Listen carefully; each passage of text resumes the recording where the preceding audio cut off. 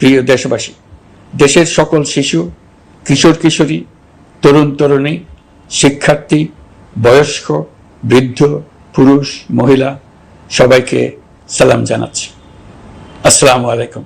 আপনাদের সবাইকে ছাত্র জনতার বিপ্লবে সিক্ত নতুন বাংলাদেশে স্বাগত জানাচ্ছি। গভীর শ্রদ্ধা জানাচ্ছি জুলাই আগস্ট মাসে ফ্যাসিবাদের বিরুদ্ধে ছাত্র জনতার অভ্যুত্থানে নিহত সকলের প্রতি।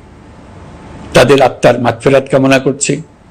তাদের আত্মত্যাগের বিনিময়ে নতুন বাংলাদেশ গড়ার শপথ নিয়ে আমি আপনাদের কাছে কিছু কথা বলতে চাই। শরণার্থীকালের ভয়াবহ বন্যায় যারা মৃত্যুবরণ করেছেন, যারা অসুস্থ হয়ে পড়েছেন বা যারা সর্বস্ব হারিয়েছেন, যারা দুঃসহ জীবন যাপন করছেন, তাদের স্মরণে রেখে আজকের কথাগুলো বলছি। বন্যা দুর্গতদের জীবন দ্রুত স্বাভাবিক করার জন্য যাবতীয় উদ্যোগ সরকারি বেসরকারি পর্যায়ে নেবার আয়োজন করেছি। ভবিষ্যতে সকল ধরনের বন্যা প্রতিরোধে আমাদের আভ্যন্তরীণ এবং প্রতিবেশীদের সঙ্গে যাতে যৌথভাবে নেওয়া যায় সে আলোচনা শুরু করেছে। প্রিয় দেশবাসী, আপনারা জানেন বিপ্লবী ছাত্র জনতা জাতির এই ক্রান্তি লগ্নে আমাকে এক গুরুদায়িত্ব অর্পণ করেছে। তারা নতুন এক বাংলাদেশ গড়তে চায়।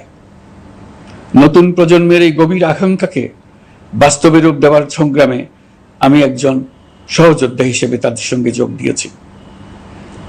দেশের সকল বয়সের, সকল পেশার, সকল মতের, সকল ধর্মের সবাইকে বিনা দ্বিধায় এই সংগ্রামে যোগ দেওয়ার আহ্বান জানাচ্ছি। প্রিয় দেশবাসী, লক্ষ লক্ষ শহীদের রক্তের বিনিময়ে এবং লক্ষ লক্ষ মা বোনের আত্মদানের বিনিময়ে যে বাংলাদেশ আমরা পেয়েছিলাম তা ফ্যাসিবাদ এবং স্বৈরাচারের হাতে ধ্বংস হয়ে গেছে। আপনারা দেখেছেন আমাদের প্রতিটি প্রতিষ্ঠানকে তারা কিভাবে শেষ করেছে। দেশের রন্ধ্রে রন্ধ্রে ঢুকে গেছে দুর্নীতি। এমন এক দেশে আমাদের দেশ রূপান্তরিত হয়েছে যেখানে স্বৈরাচারের পিয়নও দুর্নীতির মাধ্যমে 400 কোটি টাকার সম্পদ করার মতো অকল্পনীয় কাজ করে গেছে নির্বিবাদে।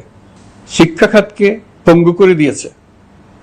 ব্যাংকিং ও শেয়ার বাজার খাতে লুটপাট, প্রকল্প ব্যয়ে বিশ্ব রেকর্ড, অবাধ সম্পদ পাচার, আইন শৃঙ্খলা রক্ষাকারী সংস্থাকে নিজ দলের পুতুলে রূপান্তর, বাক স্বাধীনতা হরণ, মানবাধিকার হরণ, এসবই হিমশৈলের অগ্রভাগ মাত্র। ক্ষমতা কুক্ষিগত করতে ফ্যাসিবাদী সরকার খর্ব করেছে জনগণের সাংবিধানিক ক্ষমতা ও অধিকার। দুঃশাসন, দুর্নীতি, অন্যায়, অবিচার, নিপীড়ন, বিচারের নামে প্রহসনের মাধ্যমে জনসুরক্ষা বিপন্ন করেছে। জনগণকে নির্যাতন, বঞ্চনা ও বৈষম্যের মুখোমুখি দাঁড় করিয়ে দিয়েছে। নতুন প্রজন্মের মানুষ সহ কোটি কোটি মানুষের ভোটাধিকারকে বছরের পর বছর হরণ করেছে। মানুষের এগিয়ে যাওয়ার পথে সকল ধরনের প্রতিবন্ধকতা তৈরি করে স্বৈরাচার তার নিজের, পরিবারের ও দলের কিছু মানুষের হাতে দেশের মালিকানা তুলে দিয়েছে। প্রিয় দেশবাসী, কিন্তু এই দ্বার প্রান্তে দাঁড়িয়েই আমাদের গড়তে হবে স্বপ্নের বাংলাদেশ।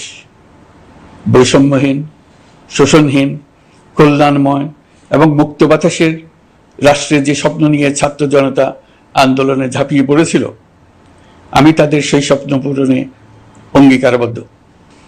আপনাদের সবাইকে এই শুভলগ্নে তাদের স্বপ্ন পূরণে সমস্ত শক্তি নিয়ে এগিয়ে আসার আহ্বান জানাচ্ছি। তাদের স্বপ্ন আমাদের স্বপ্ন।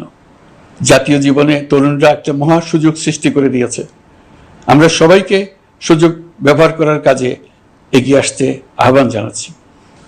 গণরোষের মুখে ফ্যাসিবাদী সরকার প্রধান দেশ ত্যাগ করার পর আমরা এমন একটি দেশ গড়তে চাই যেখানে প্রতিটি নাগরিকের মানবাধিকার থাকবে পুরোপুরি সুরক্ষিত।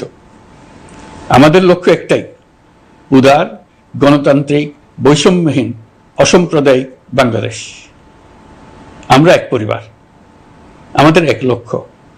কোনো ভেদাভেদ যেন আমাদের স্বপ্নকে ব্যাহত করতে না পারে, সেজন্য আমরা প্রতিজ্ঞাবদ্ধ। বর্তমান সরকারের দায়িত্ব গ্রহণের মাত্র 2 সপ্তাহ শেষ হল।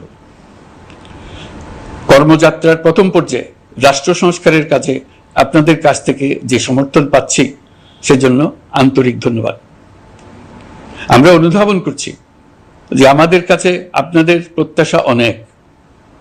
এই প্রত্যাশা পূরণে আমরা বদ্ধপরিকর।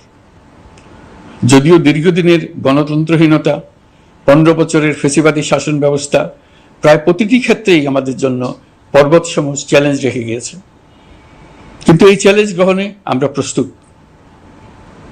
আজ আমি সরকারের পক্ষ থেকে আপনাদের দোয়া ও সহযোগিতা কামনা করতে আপনাদের সামনে এসেছি। শুধু আমি বলবো, আপনাদের একটু ধৈর্য ধরতে হবে।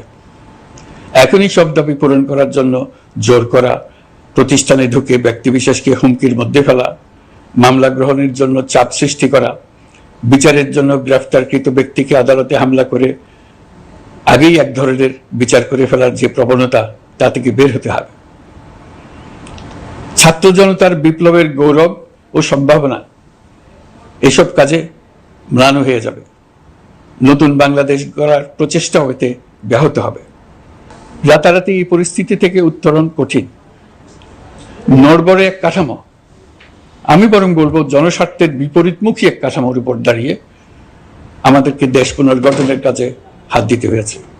আমরা এখান থেকেই বাংলাদেশকে এমনভাবে করতে চাই যেন এদেশে জনগণই সত্যিকার অর্থে সকল ক্ষমতার উৎস হয়, বিশ্ব দরবারে একটি মানবিক ও কল্যাণকর রাষ্ট্র হিসেবে সমাদৃত হয়। তরুণ প্রজন্ম, শিক্ষার্থী ও জনতার আত্মত্যাগের প্রতি সম্মান জানাতে রাষ্ট্র সংস্কারের কাজে সফল আমাদের হতেই হবে। এর আর কোনো বিকল্প নেই। প্রিয় দেশবাসী, আপনারা ইতিমধ্যে জেনেছেন, জুলাই আগস্ট মাসে গণ অভ্যুত্থানে বল প্রয়োগ ও হতাহতের যে দুঃসহ ঘটনা ঘটানো হয়েছে, তার স্বচ্ছ তদন্ত করতে জাতিসংঘের মানবাধিকার কমিশনের প্রধানকে বাংলাদেশে এসে তাদের তদন্ত শুরু করতে আমরা আমন্ত্রণ জানিয়েছি। তদন্তের এই প্রক্রিয়া এই সপ্তাহে শুরু হবে। তাদের প্রথম দল ইতিমধ্যে এসে গেছে।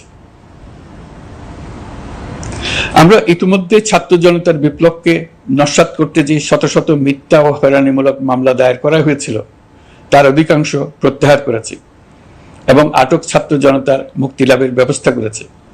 পর্যায়ক্রমে মিথ্যা ও গায়েবী সকল মামলার ক্ষেত্রে অনুরূপ ব্যবস্থা গ্রহণ করে মানুষকে দুঃসহ ভোগান্তি থেকে মুক্ত করা হবে।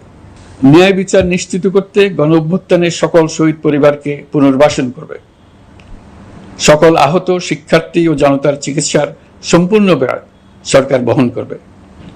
সেই লক্ষ্যে স্বাস্থ্য মন্ত্রণালয়ের নেতৃত্বে উপদেষ্টা পরিষদে বৈষম্য বিরোধী ছাত্র আন্দোলনের প্রতিনিধিত্বকারী 2 জন উপদেষ্টার সহায়তায় একটা পূর্ণাঙ্গ তালিকা প্রস্তুত করা হচ্ছে।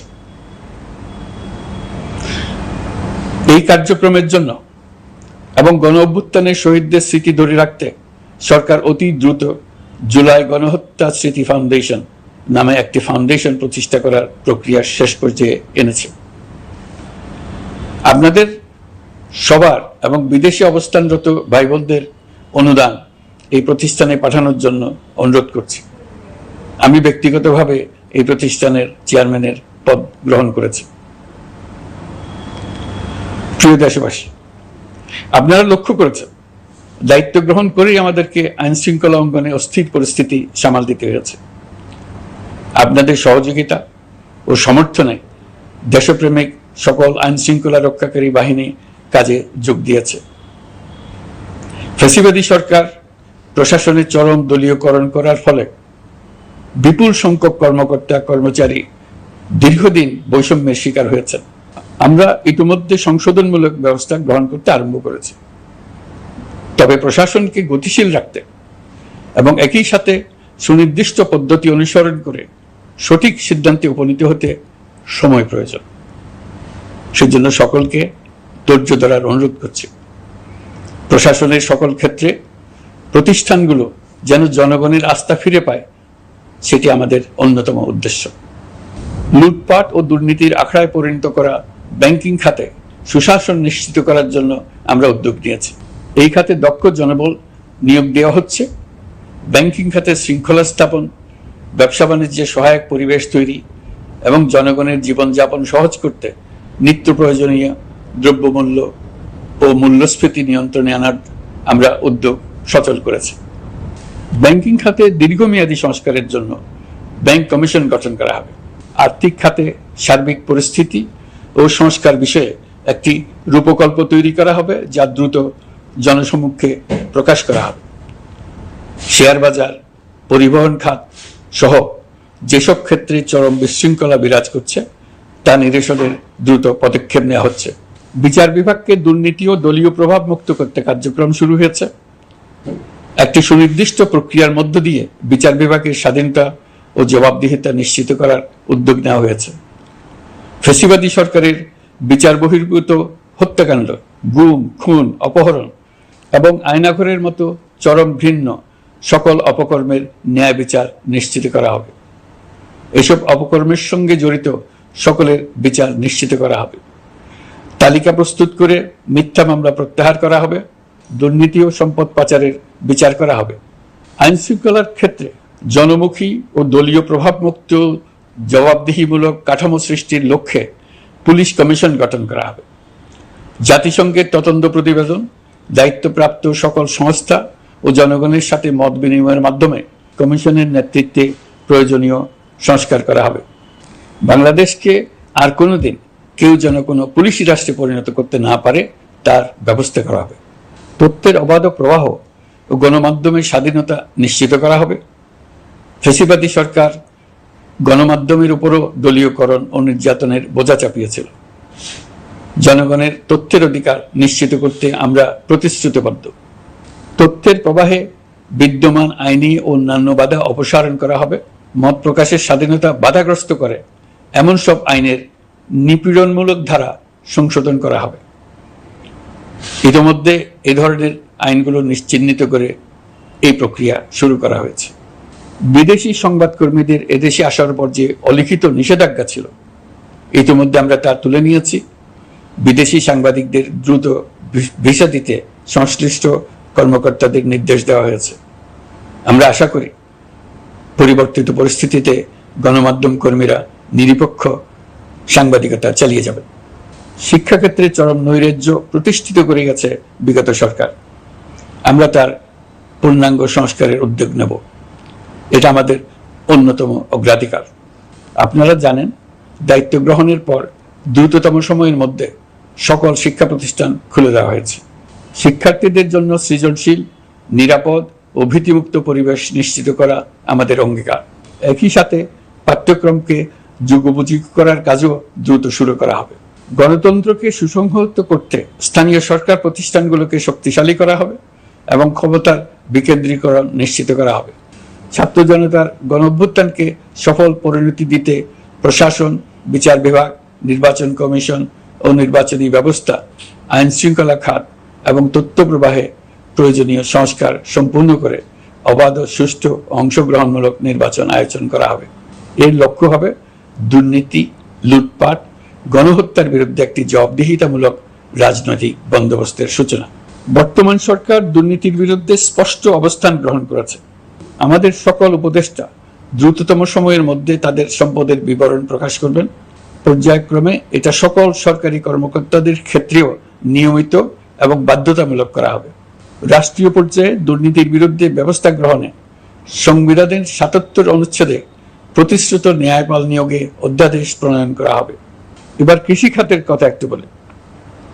কৃষি নির্ভর বাংলাদেশে কৃষকের স্বার্থ যেন সুরক্ষিত থাকে, কৃষক যেন তার উৎপাদিত পণ্যের ন্যায্য মূল্য পায়, তা নিশ্চিত করা হবে। প্রবাসী শ্রমিকরা যেভাবে বৈষম্য বিরোধী ছাত্র জনতার আন্দোলনকে সমর্থন দিয়েছে, মুক্তিকামী জনগণ তা কৃতজ্ঞ চিত্তে স্মরণ করে। তাদের প্রতি সকল পর্যায়ে সম্মানজনক আচরণ নিশ্চিত করা হবে।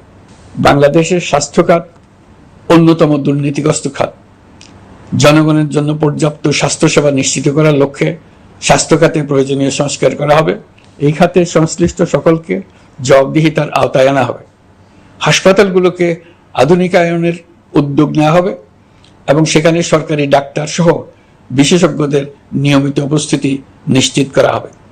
স্বাস্থ্যসেবা যাতে নির্দিষ্ট কিছু অঞ্চলে কেন্দ্রীভূত না থাকে, দেশের সব অঞ্চলের মানুষ সমান স্বাস্থ্যসেবা পায়, সে লক্ষ্যে প্রয়োজনীয় উদ্যোগ নিতে আমরা বদ্ধপরিকর। বর্তমান প্রজন্ম অনেক বেশি সচেতন। বিশ্বের বিভিন্ন প্রান্তে ঘটে যাওয়া পরিবর্তন বিষয়ে তারা ওয়াকিবহাল শুধু নয়, তারা নেতৃত্ব দিচ্ছে। তারা যে উন্নয়নের স্বপ্ন দেখে তা টেকসই এবং পরিবেশ বান্ধব, প্রকৃতি ধ্বংসকারী উন্নয়ন নয়। শুধু জিডিপি একটি দেশের উন্নয়নের মাপকাঠি হতে পারে না।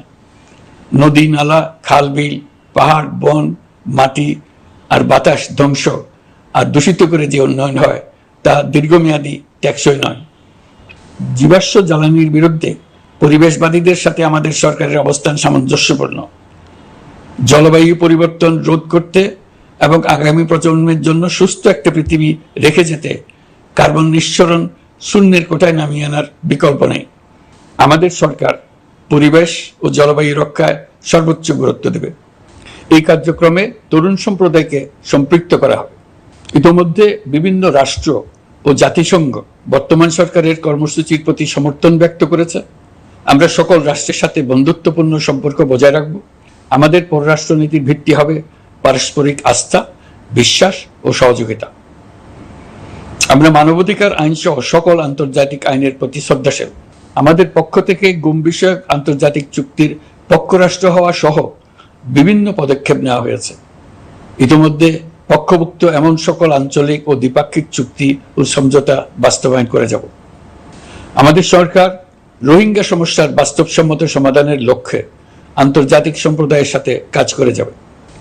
আমরা জাতীয় ঐক্যে বিশ্বাসী। প্রয়োজনীয় সংস্কারের লক্ষ্যে রাজনৈতিক ঐক্যের মধ্য দিয়ে নিশ্চিত করা হবে নারী, শিশু, প্রতিবন্ধী, ধর্মীয় সংখ্যালঘু, আদিবাসী সকলেই এদেশের নাগরিক এবং সমান আইনের সুরক্ষার অধিকারী। তাদের সকলের মানবিক অধিকার সহ অন্যান্য সকল অধিকার নিশ্চিত করার উদ্যোগ নেওয়া হবে। এই জন্য আমি উপদেষ্টা পদমর্যাদা সম্পন্ন একজন বিশেষ সহকারী নিয়োগ দিয়েছি, যার দায়িত্ব হবে জাতীয় সংহতি উন্নয়ন। বন্যা কবলিত এলাকার সকল মানুষের দুর্ভোগ লাঘবে সরকার সঠিক সহায়তা দেওয়ার জন্য সরকারের যত কার্যক্রম আছে তাদের সচল করেছে। ইতিমধ্যে উপদেষ্টাবৃন্দ বিভিন্ন এলাকার দায়িত্ব নিয়ে এলাকায় গেছেন। আমার কার্যালয়ে একটা নিয়ন্ত্রণ কক্ষ স্থাপন করা হয়েছে। বন্যা পরবর্তী কার্যক্রম নেওয়া হয়েছে। ভবিষ্যতে বন্যা নিয়ন্ত্রণের জন্য করণীয় কি স্থির করার জন্য পদক্ষেপ নেওয়া হচ্ছে। দেশপ্রেমিক সেনাবাহিনী, পুলিশ, বিজিবি, র্যাবকে গুম নির্যাতনের কাজে লাগিয়ে তাদের কলঙ্কিত করা হয়েছে। তারা দেশের গৌরব। তাদেরও কিছু অতি উৎসাহী সদস্যের কারণে পুরো বাহিনীকে আমরা কলঙ্কিত দেখতে চাই না। আমরা অপরাধীদের চিহ্নিত করতে চাই এবং তাদের শাস্তি দিতে চাই, যেন ভবিষ্যতে কারো হুকুমে দেশপ্রেমিক কোনো বাহিনীর, পুলিশের, র্যাবের কোনো সদস্য হত্যাকাণ্ড, গুম ও অত্যাচারে জড়িত হওয়ার সাহস না করে। তাদের কাছে হুকুম যত বড় কর্তৃপক্ষের কাছ থেকে আসুক না কেন, তারা তা উপেক্ষা করবে। ভবিষ্যতে উপরওয়ালার হুকুমে এমন ঘৃণ্য কাজ করতে বাধ্য হয়েছে এমন ব্যাখ্যা কারো কাছে গৃহীত না হয় তার ব্যবস্থা করা হবে। আমি দেশরক্ষা বাহিনী, পুলিশ বাহিনী এবং অন্যান্য সহল বাহিনীকে নির্দেশ দিয়েছি তারা তাদের মধ্যে যারা হত্যাকাণ্ড, গুম, খুন বা শারীরিক মানসিক অত্যাচারে সরাসরি জড়িত তাদের চিহ্নিত করে বিচারের ব্যবস্থা করতে। যারা গুম হয়েছে, হত্যার শিকার হয়েছে তাদের তালিকা প্রস্তুত করতে। তাদের পরিবার সমূহকে সান্ত্বনা দেওয়ার ভাষা আমার নাই। তাদের জীবনে শান্তি ফিরিয়ে আনতে আমরা প্রচেষ্টা অব্যাহত রাখব। আমি সকল দেশরক্ষা বাহিনী ও আইনশৃঙ্খলা বাহিনীকে তাদের উপর জনগণের সম্পূর্ণ আস্থা ফিরিয়ে আনতে সকল পদক্ষেপ গ্রহণ করতে নির্দেশ দিয়েছি। গত 15 বছরের দুর্নীতি, অর্থ পাচার ও জনস্বার্থ বিরোধী চুক্তি স্বাক্ষর, প্রকল্পের নামে লুটপাট ইত্যাদি তথ্য নিয়ে একটি শ্বেতপত্র প্রণয়নের জন্য আমি ইতিমধ্যে একটি কমিটি গঠন করেছি। আমি বিভিন্ন দেশের রাষ্ট্রদূত এবং দাতা সংস্থার প্রতিনিধিদের সঙ্গে বৈঠক করেছি এবং করে যাচ্ছি। ছাত্র জনতার গণঅভ্যুত্থানের পর দেশ গঠনের জন্য সকল প্রকার আর্থিক অন্যান্য সহযোগিতার জন্য তাদেরকে অনুরোধ জানাচ্ছি। তারা এই ব্যাপারে আগ্রহ দেখাচ্ছে। তাদের কাছে আমাদের প্রস্তাব শুভ প্রণয়ন করে দ্রুত পাঠানোর ব্যবস্থা নিয়েছে। তাদেরকে অনুরোধ জানিয়েছি তারা যেন পরিস্থিতির কারণে অতি দ্রুত অর্থ ছাড় করার ব্যবস্থা নেন। তাদেরকেও বলেছি যে অবস্থার মধ্য দিয়ে আমরা যাচ্ছি তা যেমন একটি দুর্যোগপূর্ণ সময়, তেমনি এটা জাতির জীবনে মস্ত বড় সুযোগ। এই সুযোগকে যেন আমরা পূর্ণভাবে কাজে লাগাতে পারি, সেই জন্য তাদের সহযোগিতা চেয়েছি। এই গণ অভ্যুত্থানে বিদেশে অবস্থানকারী বাংলাদেশিরা অত্যন্ত গুরুত্বপূর্ণ ভূমিকা পালন করেছেন। জাতি তাদের অবদান বিশেষভাবে স্মরণ করবে। নতুন বাংলাদেশ গড়ার কাজে আমরা তাদের অংশগ্রহণ চাইব। আমাদের একটি লক্ষ্য হবে বিদেশগামী এবং প্রত্যাবর্তনকারী প্রত্যেক প্রবাসী শ্রমিককে মর্যাদা ও সম্মানের সঙ্গে দেশে আসা এবং যাওয়া নিশ্চিত করা। সে ব্যাপারে শিগগিরই পদক্ষেপ নেওয়া হবে। বিদেশে অবস্থানরত সকলের কাছে আমার আবেদন, তারা যেন তাদের উপার্জিত অর্থ অফিসিয়াল চ্যানেলে দেশে পাঠান। দেশের অর্থনৈতিক সংকট উত্তরণে এই অর্থ বিশেষভাবে প্রয়োজন। কি কি ব্যবস্থা নিলে তাদের জন্য অফিসিয়াল চ্যানেলে অর্থ পাঠানো সহজ হবে সেটা সম্বন্ধে আমরা তাদের পরামর্শ নেব। সারা দেশ ঘুষের মহাসমুদ্রে নিমজ্জিত। কিভাবে ঘুষ থেকে আমরা মুক্ত হতে পারি তার জন্য আমাদের পরামর্শ দেন। শুধু এই কাজটা নিয়ে অগ্রসর হতে পারলেই আমি মনে করি দেশের জন্য এই সরকার একটা গুরুত্বপূর্ণ অবদান রেখে গেছে বলে স্মরণীয় হয়ে থাকবে। আমি কথা দিচ্ছি, এই ব্যাপারে আমি আমার সর্বশক্তি নিয়োজিত করব। আমাদের দায়িত্ব দেশের সকল মানুষকে একটি পরিবারের বন্ধনে আবদ্ধ করা। পরিবারে মতভেদ থাকবে, বাকবিতণ্ডা হবে, কিন্তু আমরা ভাই বোন, আমরা বাবা মা, আমরা কেউ কারো শত্রু না। কাউকে তার মতের জন্য শত্রু মনে করব না, কাউকে ধর্মের কারণে শত্রু মনে করব না, কাউকে লিঙ্গের কারণে শত্রু মনে করব না। আমরা সবাই সমান, কেউ কারো উপরে, কেউ কারো নিচে না। এই ধারণা আমরা জাতীয় জীবনের সর্বক্ষেত্রে প্রতিষ্ঠিত করতে চাই। একটা বিশেষ ব্যাপারে আমরা আপনাদের সহযোগিতা চাচ্ছি। আমাদের দায়িত্ব গ্রহণের পর থেকে প্রতিদিন সচিবালয়ে, আমার অফিসের আশেপাশে, শহরের বিভিন্ন স্থানে সমাবেশ করা হচ্ছে।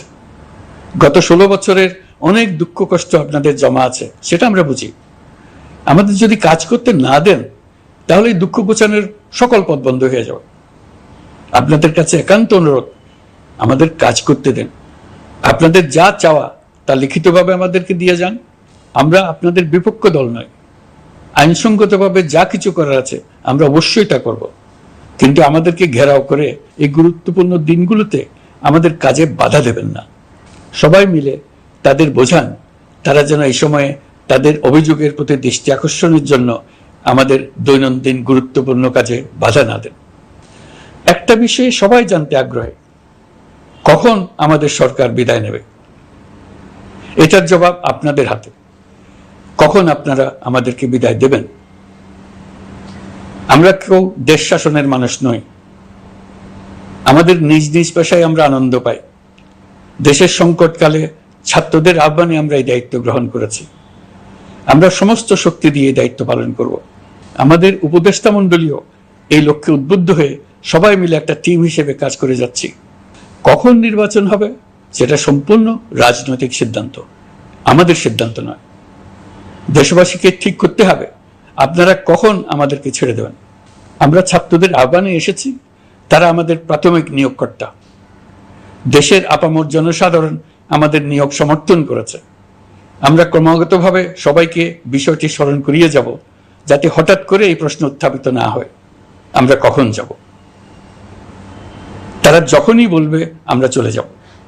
আমরা সংস্কারের অংশ হিসেবে নির্বাচন কমিশনকেও সংস্কার করব। কমিশনকে যে কোনো সময় আদর্শ নির্বাচনের জন্য প্রস্তুত রাখব। আমরা বিভিন্ন সংস্কারের কাজ শুরু করেছি। দেশবাসীকে অনুরোধ করব একটা আলোচনা শুরু করতে। আমরা সর্বনিম্ন কি কি কাজ সম্পূর্ণ করে যাব, কি কি কাজ মোটামুটি করে গেলে হবে। এই আলোচনার মাধ্যমে আমরা একটা দিক নির্দেশনা পেতে পারি। তবে চূড়ান্ত সিদ্ধান্ত রাজনৈতিক সিদ্ধান্ত, সেটা রাজনৈতিক আলোচনা থেকেই আসবে। এই দিক নির্দেশনা না পেলে আমরা দাতা সরকার এবং আন্তর্জাতিক অর্থনৈতিক প্রতিষ্ঠানসমূহের সঙ্গে আলোচনায় দৃঢ়তার সঙ্গে অগ্রসর হতে পারছি না। আমি নিশ্চয়তা দিচ্ছি, আমরা আমাদের পক্ষ থেকে মেয়াদ বৃদ্ধির কোনো প্রশ্ন তুলব না। আমরা আপনাদের সকলের দোয়া চাই। যে কদিন আছি সেই সময়টুকু উপদেষ্টা মণ্ডলীর প্রত্যেকে নিজ নিজ সাধ্যমতো দেশের এই সংকটকালে সংকট উত্তরণে যেন নিজ নিজ মেধা সাধ্যমতো কাজে লাগাতে পারে। নতুন বাংলাদেশ গড়ার যে সুযোগ ছাত্র জনতার রক্তের বিনিময়ে আমরা অর্জন করলাম, আমরা আমাদের মতানৈক্যের কারণে সেটা যেন হাতছাড়া করে না ফেলে, এটা আমরা নিশ্চিত করতে চাই। এই সুযোগ এবার হারিয়ে ফেললে আমরা জাতি হিসেবে পরাজিত হয়ে যাব। শহীদ, আহত এবং জীবিত ছাত্র জনতার কাছে আমরা প্রতিজ্ঞাবদ্ধ থাকতে চাই, আমরা এই অর্জনকে কিছুতেই হারিয়ে যেতে দেব না। যে সুযোগ তারা আমাদেরকে দিয়েছে তার মাধ্যমে আমাদের দেশকে পৃথিবীর একটি শ্রদ্ধেয়, সকল দিকে দৃষ্টান্ত স্থাপনকারী দেশে পরিণত করতে আমরা শপথ নিয়েছি। সবশেষে আবারও আমাদের দেশের সকল মানুষ, শিশু, কিশোর কিশোরী, তরুণ তরুণী, বয়স্ক, বৃদ্ধ, নারী, পুরুষ সবার কাছে দোয়া চাইছি যেন আমরা আমাদের সকলের স্বপ্ন বাস্তবায়নে সফল হই। আল্লাহ আমাদের সহায় হন, আমাদের সবার মঙ্গল করুন।